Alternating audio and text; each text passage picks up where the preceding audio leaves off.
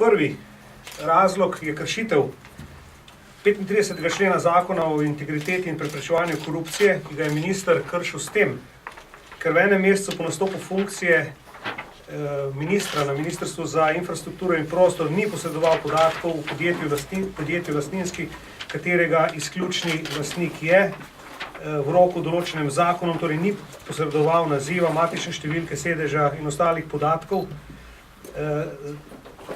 oziroma podatkov, da za ta subjekt veljajo omejitve poslovanja.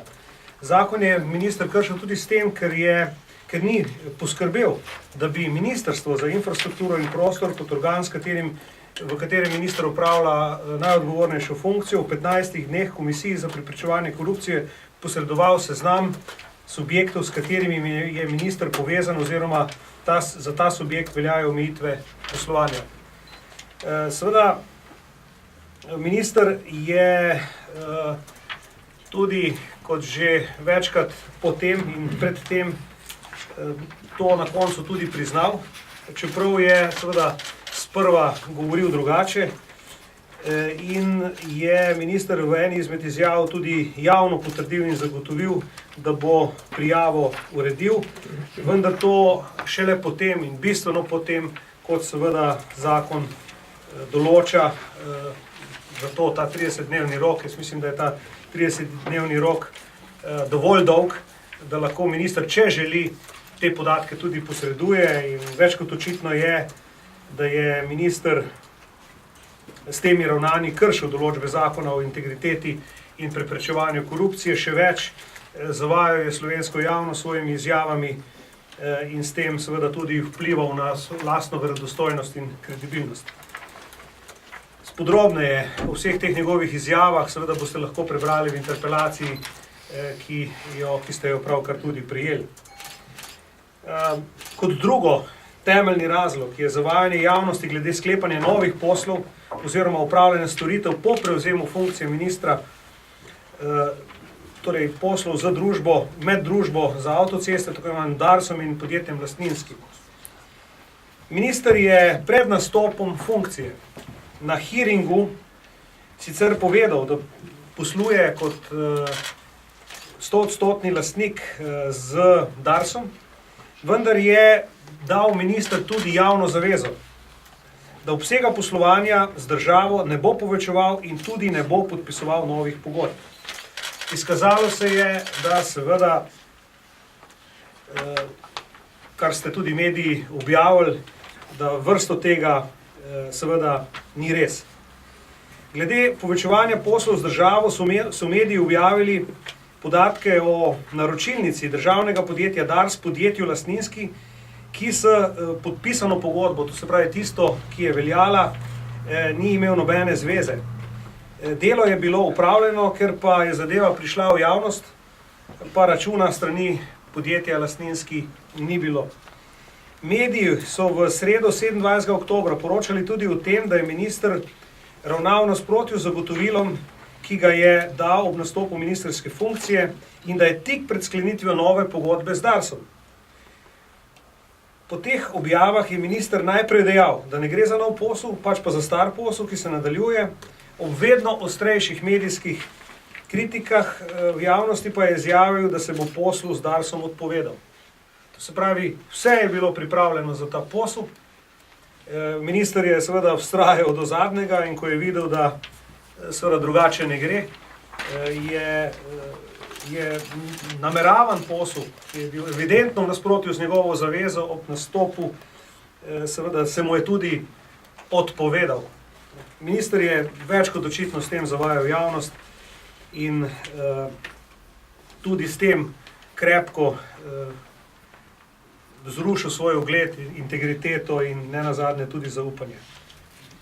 Sicer pa je zelo pomembno, kako je prišlo do tega posla med podjetjem lastninski in Darsom. Dotedanji nosilec licence Bošung, to se pravi podjetje Tames, je zamenjalo podjetje lastninski, ki je v 100-odstotni lasti Samo Mrazela. To se je zgodilo leta 2008.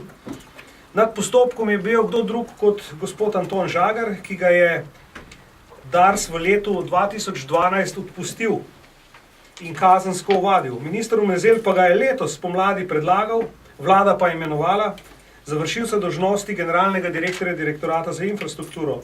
Pod očitki medijev je po 6 mesecih tudi odstopil. Danes je zaposlen kot svetovalec direktorja na Slovenskih železnicah, ki prav tako sodi v portfelj ministra Omerzela oziroma ministra pristojnega za promet in infrastrukturo. Torej, več kot očitno gre za neko vračilo usluge, ki pa je težka 900 tisoč evrov, saj je na osnovi pogodb med podjetjem Lastinski iz leta 2008 in do leta 2011 z Darsom bilo podpisanih 5 pogodb v skupni višini 900 tisoč evrov. Poleg tega je minister za infrastrukturo gospod Samo Omerzel zamolčal še en posel z Darsom. Gre namreč za merilnike slanosti Sobo 20. Tako je v javnost prišla ponudba družbe Lastinski d.o.o., iz katere je jasno razvidno, da je ministrovo podjetje na osnovi povpraševanja družbe Dars izdalo ponudbo za redni pregled in preizkušanje merilnika slanosti Sobo 20 v skupni vrednosti 15.401 evrov. Očitno na osnovi te ponudbe je Dars izdal naročilnico 21.10.2013 v skupni višini 12.623 evrov. Račun verjetno zaradi medijskih objav oziroma razkritja tega posla tudi ne bo nikoli objavljen in izdan. Več kot očitno je torej, da je kljub javno dani zavezi v parlamentu pred poslanci na hearingu, da do novih poslov ne bo prišlo in da se tudi ne bo potegoval za njih.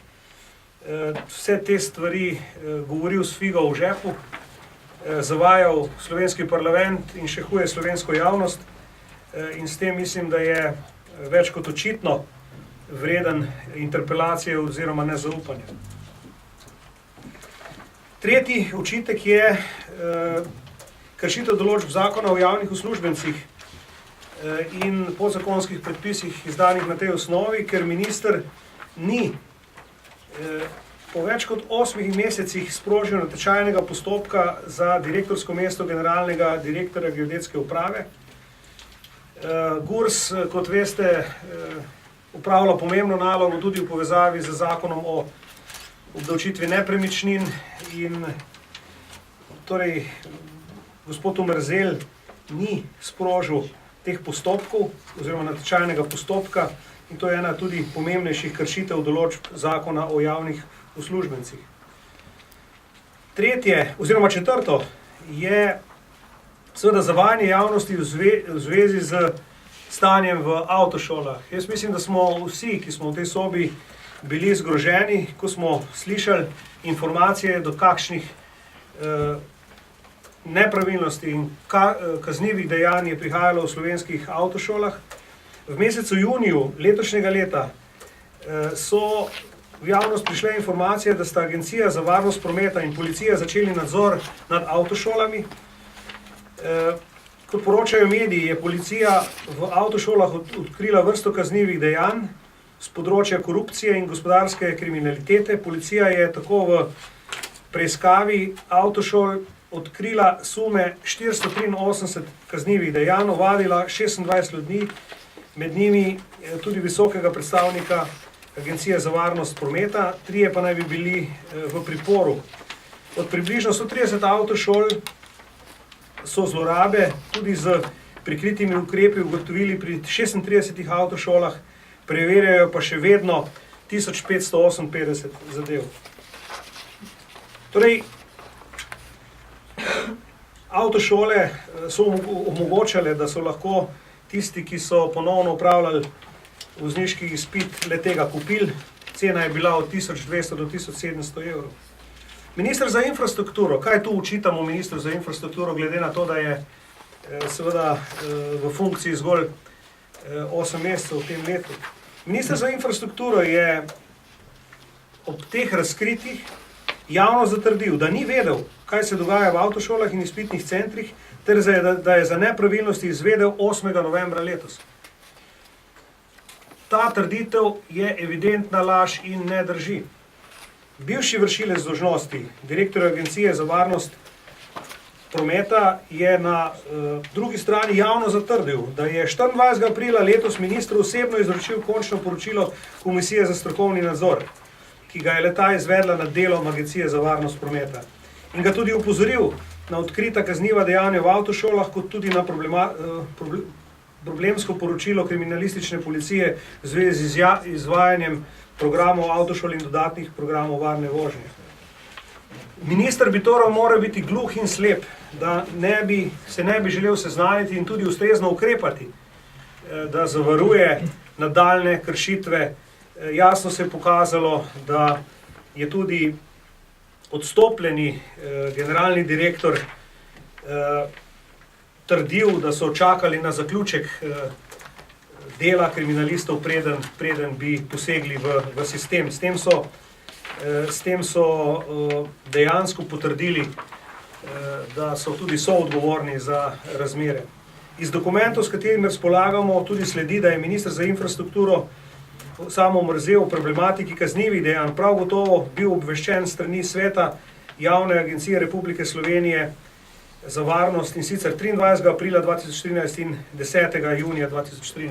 To se pravi, ob tako enormnih, odkritih kaznivih dejanjih in ogromni dimenziji problema, minister ni v 6 mesecih uspel ustrezno odreagirati in še hkrati je javno zavajal, da je za problem zvedel šele novembra letos.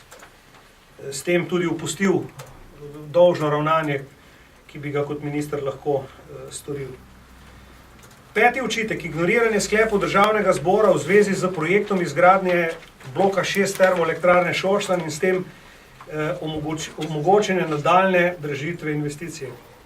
Jaz vas ne bom tule moril za dolgo brado, ki jo ima blok 6 oziroma ta projekt, in tudi ne za težkimi posledicami, ki jih bo ta projekt lahko imel za slovensko energetiko in za tudi vse ostale projekte, tudi v obnovljive vire v slovenski energetiki.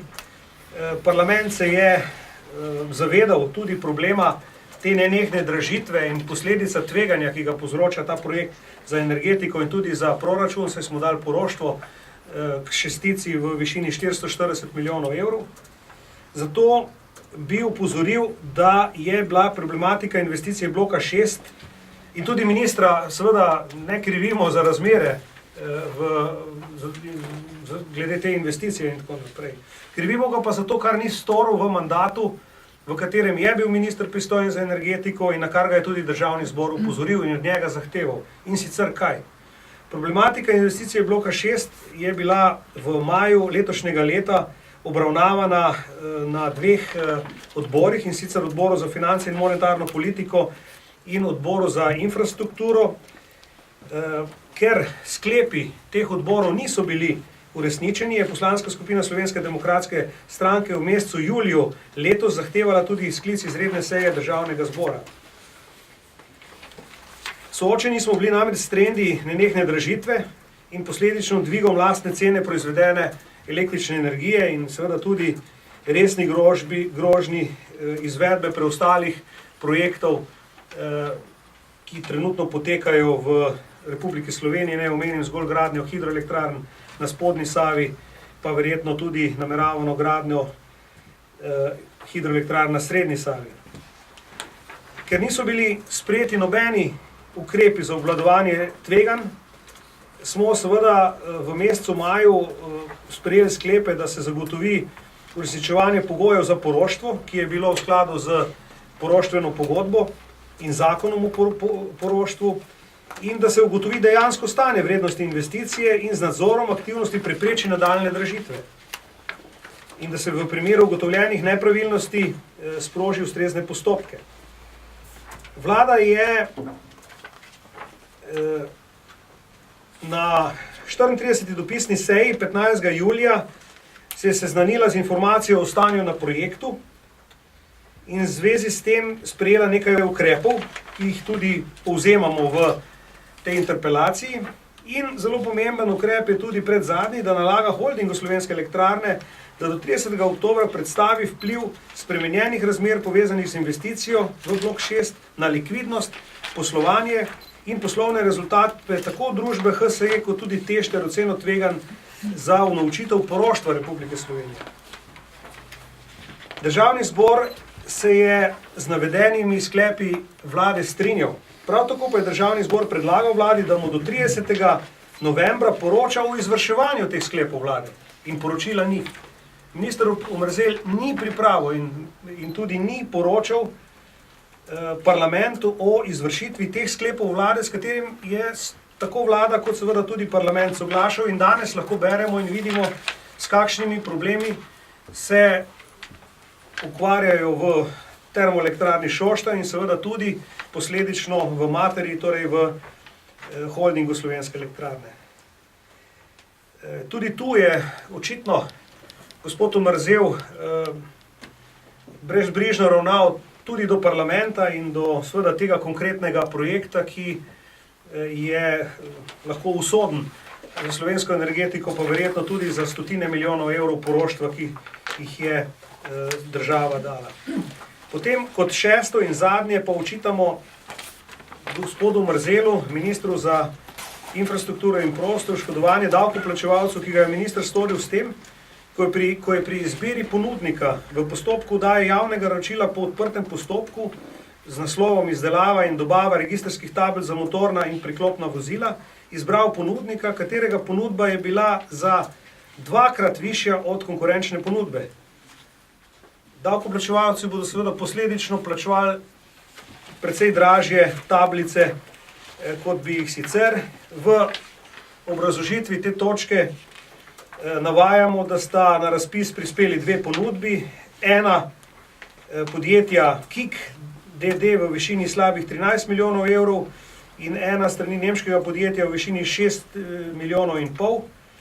In seveda izbrano je bilo podjetje, dražje podjetje, čeprav bi verjetno lahko ob taki razliki kljub nekaterim očitkom o nepravilnosti ponudbe nemškega ponudnika, najmanj, kar je postopek ponovil in preveril dejansko, za koliko se to da delati.